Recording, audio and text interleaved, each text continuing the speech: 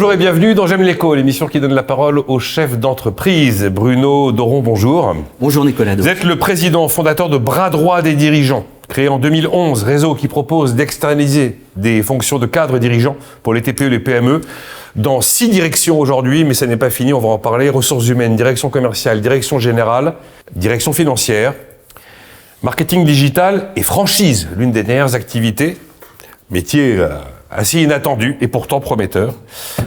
Vous avez 2 formules que je trouve incroyables. Vous dirigez, nous pilotons. Exactement. Et j'ai trouvé ça très bon. Je dirige ma boîte, mais j'ai des pilotes, des copilotes qui viennent m'aider, c'est ça hein? C'est ça. L'ensemble de nos cadres sont des cadres experts qui interviennent dans des entreprises à travers des contrats de prestation de services pour des missions très opérationnelles, mais généralement des missions longues. Et donc, longues, mais 1 ou 2 jours par semaine. En intervenant une demi-journée par semaine, une journée ou plus, en fonction des besoins de l'entreprise, et qui sont en pleine immersion avec les équipes, en contact avec le dirigeant, qui continue bien sûr à diriger son entreprise, mais nous intégrons en tant que cadre de l'équipe. Ce qui m'a fasciné quand même quand j'ai rencontré vos différentes branches, c'est qu'on apprend que certains n'ont pas de direction financière, même au-delà de 100 salariés. On apprend que certains se sont jamais posé la question de leur présence digitale. Que la stratégie commerciale, c'est quelquefois aux abonnés. Enfin, on est vraiment frappé, quoi. Vous avez complètement raison. Et on pourrait s'imaginer que ça ne touche que les très petites entreprises. Oui, mais pas que. Et non, ça touche beaucoup de PME, voire des PME d'une taille importante. Alors vous dites aussi, pour le prix d'un cadre en CDI, le dirigeant peut intégrer jusqu'à 3 cadres à temps partagé. C'est incroyablement efficace comme formule, c'est vrai ? C'est tout à fait vrai.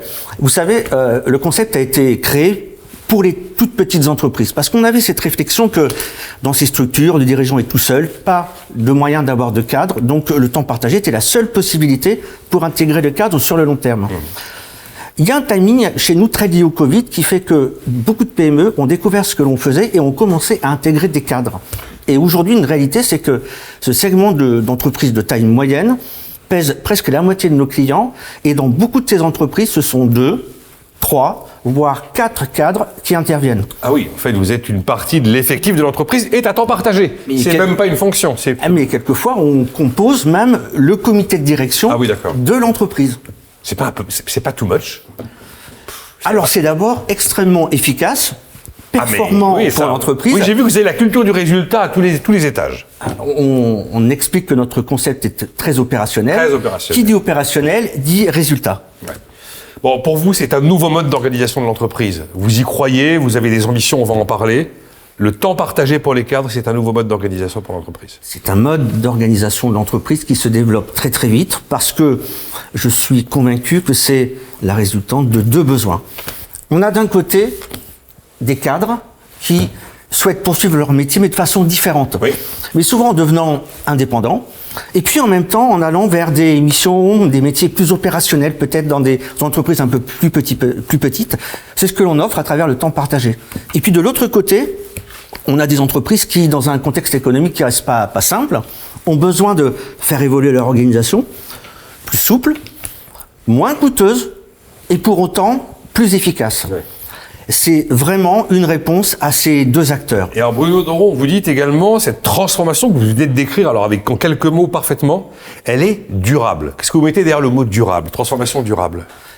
Je pense qu'il y aura toujours autant de cadres dans les entreprises, mais pour les raisons que je viens d'expliquer, de plus en plus seront de cadres externes, et une partie d'entre eux interviendra à temps partagé, parce que ce qui est assez magique, je dirais, dans le temps partagé, c'est que une entreprise peut recruter un cadre en ajustant la mission strictement à ses besoins. Oui, c'est du sur-mesure.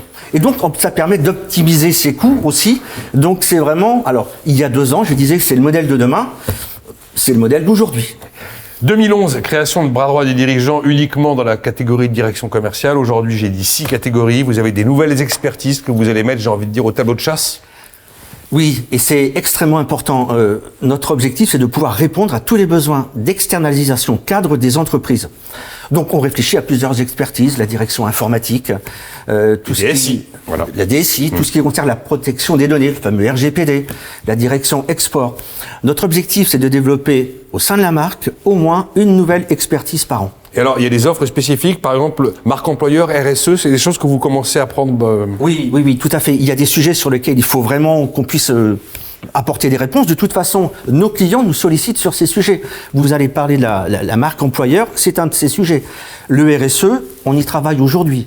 On amène aujourd'hui des propositions de développement commercial qui intègrent des actions auprès d'équipes traditionnelles, avec nos franchisés directeurs commerciaux, mais aussi des actions de développement online. Donc ce sont des offres tout à fait nouvelles, là, assez modernes. C'est imminent ce que vous me décrivez? C'est déjà en place. Ah, c'est déjà en place. Ça, c'est déjà en oui, place, c'est déjà testé et ça fonctionne dans les entreprises. Vous êtes en train, alors c'est un événement, vous êtes en train d'organiser une levée de fonds.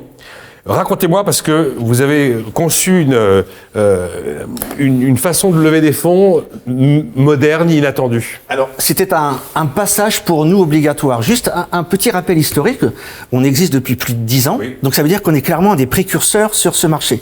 Aujourd'hui, bras droit des dirigeants, c'est plus de 4000 références clients, c'est 700 entreprises dans lesquelles nous sommes en mission actuellement. On a clairement une position de leader sur ce marché. Mais le marché se développe très rapidement, donc on vit une croissance très forte. Pour bien gérer cette croissance, nous réalisons effectivement notre première levée de fonds. Et l'objectif, c'était de la mettre en place de façon très fédératrice pour notre réseau. Pour cela, notre priorité était de proposer dans un premier temps à l'ensemble de nos franchisés de devenir actionnaires de l'entreprise. D'accord, les 150 franchisés actuels. Les 150 franchisés actuels. Et nous avons mené cette... On appelle ça des associés presque après. Eh bien, ça va devenir mécaniquement des associés. Mécaniquement. Et nous avons fait ce premier round d'informations. Ça a été bien reçu? De façon excellente. C'est plus de 60% des franchisés qui vont devenir actionnaires du réseau. Alors, ça veut dire, d'une part... Ça veut quand même dire que 40% ne vont pas le devenir. Alors, pas pour le moment. D'accord. On a même des retours qui nous disent « Désolé, je ne peux pas le faire pour le moment, mais merci vraiment de nous donner cette possibilité. » C'est partie remise, c'est ça. C'est partie remise et ça montre vraiment qu'il y a une implication forte de leur part dans le réseau, qu'il y a un attachement à la marque qui est très important. Alors, au moment où on est en train d'accélérer notre développement, c'est vraiment un point très fort. Celle-là, cette opération très particulière où les franchisés vont devenir actionnaires, fin juin 2023, vous la bouclez? C'est l'objectif. Bon, et alors donc après, avec des ambitions France et internationales, en quelques mots? Alors, les ambitions France, très simples. Nous avons 150 franchisés dans le réseau, comme vous le dites. L'objectif, c'est de doubler la taille du réseau d'ici 2025. D'accord. Et plus en 2 ans. Ensuite, donc en 2 ans, en le faisant de façon très homogène sur l'ensemble des régions françaises. Donc c'est un challenge important. Et international, là, vous avez une cible? Oui, on a déjà une filiale en Espagne, sur un réseau qui est plus petit. Donc avec des franchisés espagnols, là, cette fois-ci? Absolument, et qui comptera une quinzaine d'agences d'ici la fin d'année. D'accord. Et à partir de 2024, nous sommes convaincus de toute façon que notre modèle s'exporte. L'objectif, c'est de commencer à nous développer dans les pays francophones européens. Merci Bruno Doron d'avoir été avec nous, président fondateur de Bras droit des dirigeants. Merci.